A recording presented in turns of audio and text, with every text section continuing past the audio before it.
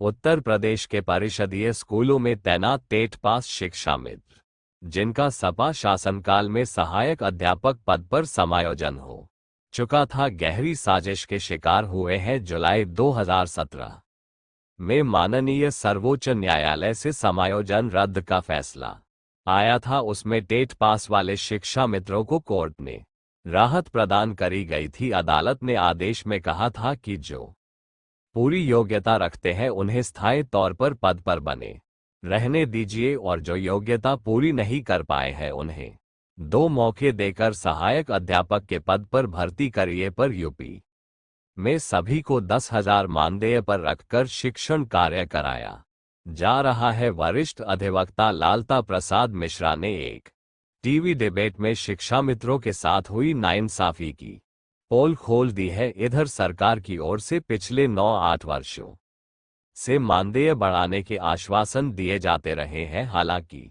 शिक्षा मित्रों का कहना है कि हुए आदेश के दौरान करीब 35 से 40 हजार शिक्षा मित्र टेट पास थे, बावजूद उन्हें भी 10,000 पगार में काम करना पड़ रहा है। शिक्षा मित्रों का ये भी कहना है कि अदालत में फैसले के दौरान वह लोग पार्टी नहीं थे, सरकार ही उनका केस लड़ रही थी। सरकार चाहती तो शिक्षकों की भांति संसद संशोधन बिल लगाकर शिक्षा मित्रों को शिक्षक पद पर बने रहने का मौका दे सकती थी, पर ऐसा नहीं हुआ। कोर्ट के आदेश का पालन किस प्रकार कराया गया वह लोग अनभिज्ञ है। ऊपर से 2 भर्तियों में टेट के बाद सुपर टेट लगाया गया। उच्च पासिंग मार्क का बैरियर लगाकर अल्प मानदेय पर काम करने को मजबूर किया गया। अब 8 वर्ष बीत चुके हैं, हजारों शिक्षा मित्र काल के गाल में समा चुके हैं, परिवार बर्बाद हो चुके हैं, अनाथ बच्चे व महिलाओं की दशा बदहाल हो चुकी है। सरकार पर पिछले 2017 से करते चले आ रहे हैं, वह स्याह करे या सफेद उस पर निर्भर करता है। अब किस प्रकार साजिश हुई, वरिष्ठ अधिवक्ता बता रहे हैं, सुनिए।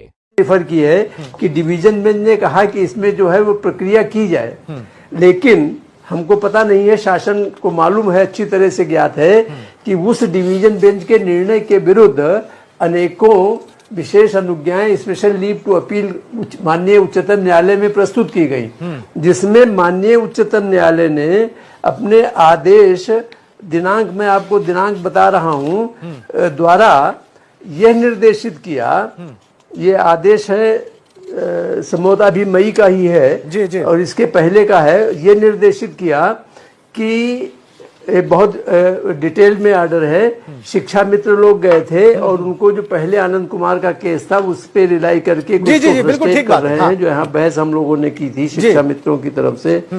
तो उसमें लेकिन सुप्रीम कोर्ट ने एक आदेश पारित किया, मैं पढ़ दूं आपको। Pending notice the services of all Shiksha Mitras, all Shiksha Mitras who are presently holding their post, माने उन्होंने कहा कि जो शिक्षा मित्र टीचर के रूप में काम कर रहे हैं उनको जो है वो डिस्टर्ब न किया जाए, और उनसे जो इतर अतिरिक्त जो पद हैं उन पे जो है वो भर्ती कर नियुक्ति कर सकते हैं। लेकिन 69,000 वैकेंसीज हैं और 1 लाख कुछ शिक्षा मित्र कर रहे हैं। पहली बात तो हमारी समझ में ये नहीं आ रही है कि सुप्रीम कोर्ट के आदेश का किस तरह से ये जो है वो उल्लंघन कर रहे हैं कि जब 1 लाख से अधिक जो है शिक्षा मित्र काम कर रहे हैं उन पदों पर जो कि सहायक अध्यापक के पद हैं बेसिक स्कूल्स में, और 69,000 ही वैकेंसीज जो है एडवर्टाइज की गई हैं, तो उस पर नियुक्ति की प्रक्रिया आगे ये क्यों बढ़ा रहे हैं, ये मेरी समझ में नहीं आ रहा। ये तो आपने बहुत मौलिक सवाल खड़ा कर दिया जो है मिश्रा जी, तो आपने बहुत मौलिक सवाल खड़ा कर दिया।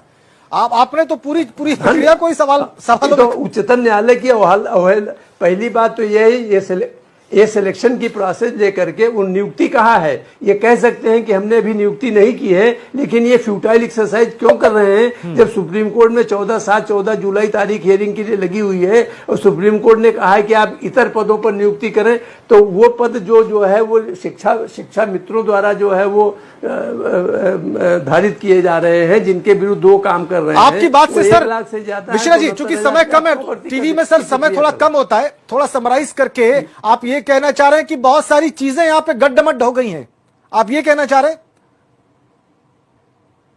गड़बड़, बहुत चीजें गड़बड़ कर दी गई हैं, क्यों की गई हैं ये तो ईश्वर ही जाने। लेकिन जहां तक सवाल ये है कि मंशा का यहाँ प्रश्न नहीं है, मंशा बहुत अच्छी हो सकती है, लेकिन उच्चतम न्यायालय ने ठीक। 1983 के ठीक सर, ठीक ठीक कानपुर ठीक यूनिवर्सिटी मुझे